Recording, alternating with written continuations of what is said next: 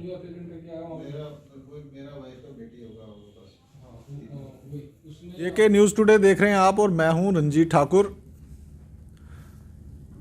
Passport अगर बनाना हो किसी ने तो उसकी क्या फॉर्मेलिटीज़ होती हैं, उसका क्या प्रोसेस होता है और कितने वक्त में वो बन जाता है, खासकर जम्मू कश्मीर जैसी यूनियन टेरिटरी में, उस पर आज हम बात करेंगे। हमारे साथ इस समय जुड़े हैं राजेश कुमार, ये रीजनल पासपोर्ट ऑफिसर हैं और हाल ही में ये नए जम्मू में ज्वाइन हुए हैं, तो इनसे आज बात करेंगे। सर, जेके न्यूज़ टुडे पे सबसे पहले तो आपका स्वागत है। सर, हम जानना चाहेंगे कि जम्मू कश्मीर में इस समय खासकर अगर पासपोर्ट के हवाले से बात की जाए तो लोगों में किस तरीके से आप देखते हैं कि पासपोर्ट को लेकर जागरूकता बढ़ी है पिछले कई सालों के मुकाबले अगर बात की जाए तो? सबसे पहले तो आपका बहुत बहुत धन्यवाद, मीडिया का मैं धन्यवाद देना चाहूँगा कि वो कवर कर रहे हैं। हाँ, ऐसा है कि पिछले कुछ महीनों की बात करूँ या जब से कोविड का जो दौर ख़त्म हुआ है उसके बाद लोगों की काफ़ी ज़्यादा डिमांड आई है, क्योंकि वो डिमांड जो है ये डिफरेंट टाइप की है। जैसे कुछ लोग बाहर पढ़ाई करने के लिए जाना चाहते हैं, उसके लिए चाहिए, कोई एम्प्लॉयमेंट के लिए चाहता है। तो ये जो डिमांड है ये हमारी जितनी भी जो हमारा ऑफिस जो 10 डिस्ट्रिक्ट कवर कर रहा है वो डिफरेंट डिस्ट्रिक्ट से हमारे सेंटर्स में आते हैं। और मैं आपके थ्रू ये बताना चाहूँगा कि हमारे जो जम्मू रीजन को जो है, एक तो हमारा जो पासपोर्ट सेवा केंद्र जम्मू का है ये, इसके अलावा हमारे 3 जो हैं जो हमने पोस्ट ऑफिस के साथ टाई अप किया हुआ है, जिसमें एक कठुआ है, एक हमारा रजौरी है और एक हमारा उधमपुर है। तो यहाँ पे जो भी है फाइल्स प्रोसेस की जाती हैं और प्रोसेस करने के बाद जो है हम जम्मू से ग्रांट करते हैं उसको। और ग्रांटिंग के बाद जैसे ही हम ग्रांट कर देंगे उसको तो उसकी पुलिस वेरिफिकेशन होती है। पुलिस वेरिफिकेशन के बाद जैसे ही हमें टाइमली वो आ जाए, अगर वो क्लियर रिपोर्ट आएगी, पीवीआर क्लियर आएगी, तो हम उसको इमीडिएटली प्रिंटिंग के लिए कर देते हैं, गो हेड कर देते हैं और यहाँ से हम प्रिंट करके उसको डिस्पैच करवा देते हैं। आप 10 डिस्ट्रिक्ट को देखते हैं, फैसिलिटीज़ क्या अवेलेबल होती हैं इसमें? फैसिलिटीज़ हमारी क्या है, हमारे जो वहाँ के ऑफिशियल हैं, एक तो इंक्वायरी भी वहाँ पे किसी को कोई इशू है, किसी ने पहले अप्लाई किया है तो वो अपना स्टेटस जान सकता है वहाँ पे जाके कि मेरी फ़ाइल कहाँ पे रुकी हुई है, क्या वो पुलिस वेरिफिकेशन के वहाँ पेंडिंग है या फिर क्या हमने कोई क्वेरी उठाई है या फिर उसको कोई किसी प्रकार का हमने कोई क्लैरिफिकेशन के रिगार्डिंग उसको लेटर इशू किया है जिसका रिप्लाई वहाँ से पेंडिंग है। वो इन्फॉर्मेशन वो वहाँ से ले सकता है या फिर वो हमारे यहाँ पे रीजनल पासपोर्ट ऑफिस में आके यहाँ से भी वो इन्फॉर्मेशन ले सकता है कि किस लेवल पे वो पेंडिंग है। और यहाँ पे जो हमारी इंक्वायरी है वो हमारी इंक्वायरी रहती है थ्रू आउट जो भी 5 दिन है वर्किंग डेज, जो हमारे मंडे से लेके फ्राइडे है। और इसके अलावा हमारा टेलीफोनिकली भी हमारे जो ऑफिशियल्स हैं वो ऑलवेज़ रेडी रहते हैं और किसी को पता करना है अपने पासपोर्ट के रिगार्डिंग तो हम वो उनको इन्फॉर्मेशन बताते हैं। तो सर, क्या एवरेज रहती है पर मंथ के हिसाब से अगर बात करें तो आपके पास जो पासपोर्ट बनाने के लिए लोग आते हैं, और जो लोग आते हैं उनका बैकग्राउंड आप पहले ही बता रहे हैं कि स्टूडेंट्स की ज़्यादा रहता है और जो वर्किंग ज़्यादा रहता है, तो क्या आपको लगता है कि ग्रामीण एरियाओं से, जो विलेज एरिया से, वहाँ से भी अब ज़्यादा लोग आने लगे हैं सामने? ये बिल्कुल सही है। अगर मैं देखूँगा रजौरी पुंछ वाली साइड से, वहाँ से भी काफ़ी आजकल एप्लीकेशंस आ रही हैं और ये एक अच्छी चीज़ है कि वहीं पे वो प्रोसेस हो जाता है, उनको यहाँ आने का रिक्वायरमेंट नहीं पड़ती क्योंकि वहाँ पे हमारा पीओपीएस के सेंटर वहाँ पे है। तो ये है, पिछले कुछ मतलब कि 1 साल के अंदर अंदर देखें तो काफ़ी ज़्यादा डिमांड बढ़ी है और हम डिमांड को पूरा करने की कोशिश कर रहे हैं। और महीने की बात की जाए तो लगभग हमारी 5500 के आसपास एप्लीकेशंस आती हैं और उसको मतलब कि जितनी जल्दी हो सके हम पासपोर्ट इशू करने का प्रयास करते हैं। और जो भी मैं डाटा देख रहा था तो लगभग हम मतलब कि 4900 के आसपास हम पासपोर्ट इशू 1 महीने में कर देते हैं। और ऑन एन एवरेज बात करें 5500 के आसपास आते हैं और लगभग 5000 के आसपास हम इसको अगर इशू कर भी रहे हैं तो थोड़ी सी पेंडेंसी रहती है। वो हो सकता है एप्लीकेंट के पार्ट पे हो या हमारे पार्ट पे भी हो सकता है, कोई हमने क्वेरी पूछी है या फिर पुलिस वेरिफिकेशन के एंड पे भी रह सकता है। हमारा यही ऑब्जेक्टिव रहता है कि जो भी यहाँ पे हमारा जो कस्टमर आ रहा है, जो हमारा सिटीज़न आ रहा है, उसको किसी तरह की भी कोई प्रॉब्लम ना हो और किसी तरह की अगर कोई प्रॉब्लम है तो इमीडिएटली। और मोरओवर मैंने ये भी बोला है, कोई अगर हमारे काउंटर पे जो इंक्वायरी काउंटर वहाँ पे सेटिस्फाई नहीं हो पाता तो वो मेरे से मिल सकता है, किसी भी वक्त आ सकता है। लगभग मैंने बोलता हूँ कि 3 साढ़े 3 बजे तक मैं यहाँ पे रहता हूँ। तो अगर किसी को कोई इशू है तो वो मेरे पास डायरेक्टली भी आगे वो अपना स्टेटस पूछ सकता है। कोई नहीं सुन पा रहा तो मैं यहाँ पे हूँ और मेरे से किसी प्रकार की भी इन्फॉर्मेशन ली जा तो सकती है। सर एक वक्त था जब पासपोर्ट को एलीट क्लास के लिए माना जाता था, क्या आपको लगता है कि वो मानसिकता कहीं ना कहीं बदली है अब? नहीं नहीं, वो बिल्कुल बदली है। देखा जाए तो जैसे मैं बता रहा था कि अभी ग्रामीण क्षेत्रों से काफ़ी लोगों का आना स्टार्ट हो चुका है और वो यही है कि कुछ को एम्प्लॉयमेंट अपॉर्चुनिटीज़ बाहर मिलती हैं, उसके रिगार्डिंग उनको बाहर जाना पड़ता है।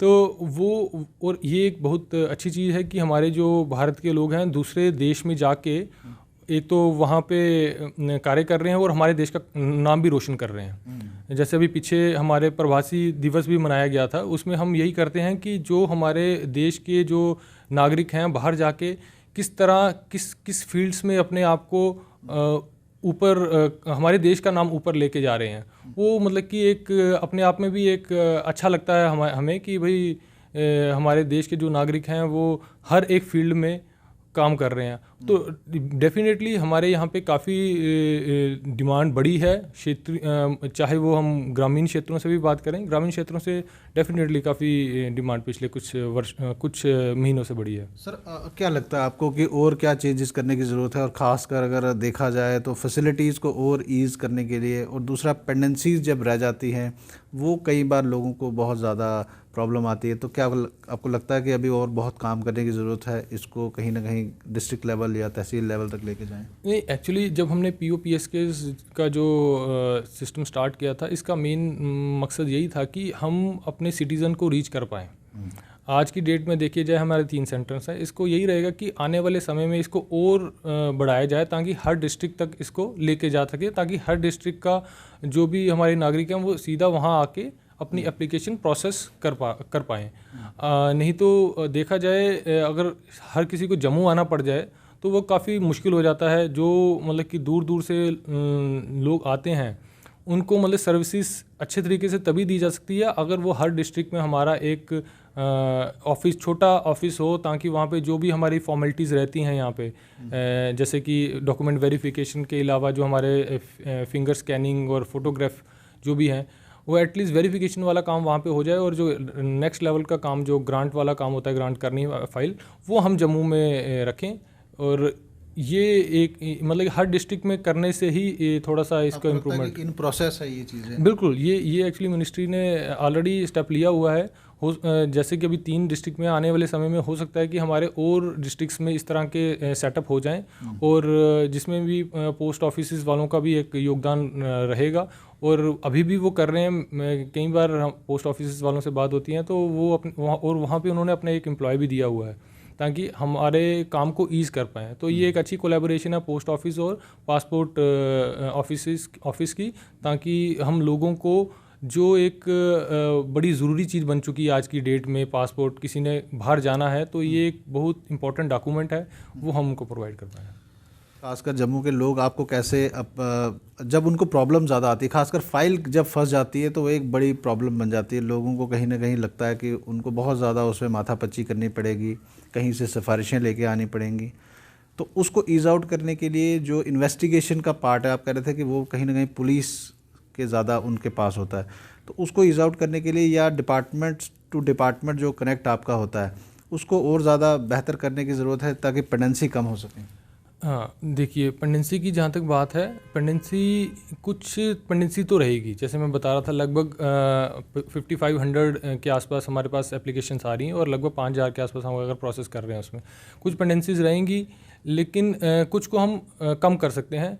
और ये कम करने में ये जो हमारे नागरिक हैं यही इनका योगदान बड़ा ज़रूरी है। जैसे इनको किसी तरह की कोई प्रॉब्लम आ रही है तो ये क्या करें, ये हमारे ग्रीवांस पे भी डाल सकते हैं कि इस तरह का ग्रीवांस है, ग्रीवांस पोर्टल पे। इसके अलावा हमें मेल के थ्रू इंटीमेट कर सकते हैं। इसके अलावा ये हमारे यहाँ पे जो हमने रखा होता है हेल्प डेस्क, वहाँ पे आके अपना इशू हमारे साथ साझा कर सकते हैं, ताकि उसको देख के उसको प्रॉपरली रिप्लाई करके, या फिर कंसर्न्ड अगर कहीं पे पेंडेंसी पड़ी है उसको हम बता के उसको रिजॉल्व कर पाएँ।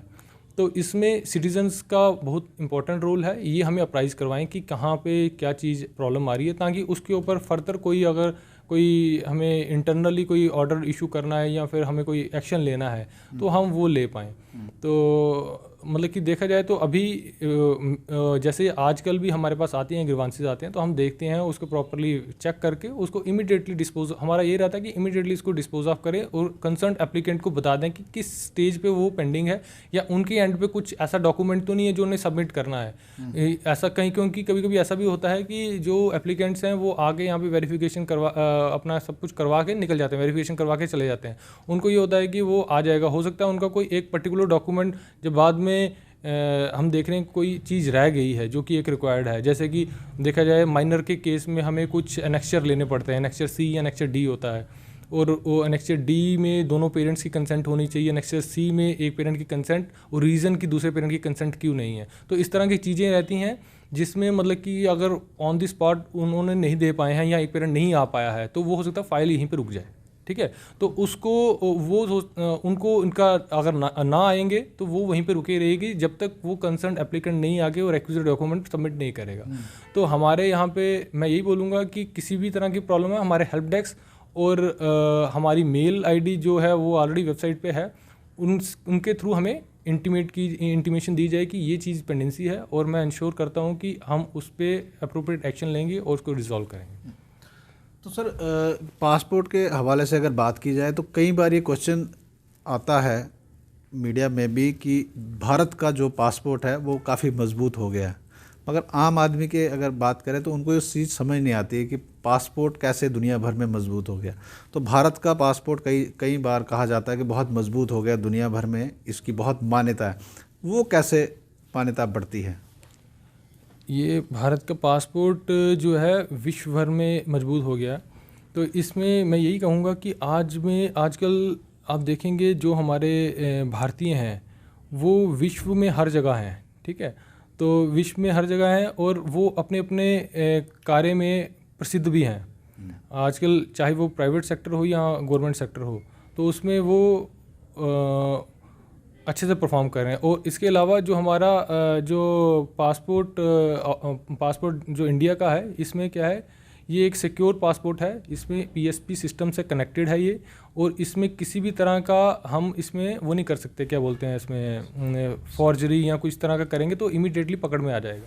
तो ये थे हमारे साथ जम्मू के regional passport officer Rajesh Kumar, और इनसे आज बातचीत हो रही थी जेके न्यूज़ टुडे के माध्यम से कि जम्मू कश्मीर में जो पासपोर्ट का सिस्टम है, लोगों को कई बार पेंडेंसीज़ को लेकर कई प्रॉब्लम्स आती हैं, तो उसको लेकर भी इन्होंने क्लैरिफाई किया कि लोगों को क्या स्टेप्स उठाने चाहिए, और कहीं ना कहीं वेरिफिकेशन जब होती है तो उसमें काफ़ी वक्त लग जाता है, उसमें सुधार करने की ज़रूरत है। और साथ में अगर पासपोर्ट ऑफिसेज़ को तहसील लेवल या डिस्ट्रिक्ट लेवल पर लिया जाए तो और ज़्यादा इजी फैसिलिटीज़ हो सकती है। इस पर भी आज बात की। आने वाले वक्त में किसी और शख्स से ही बात करेंगे। तब तक आप देखते रहें जेके न्यूज़ टुडे।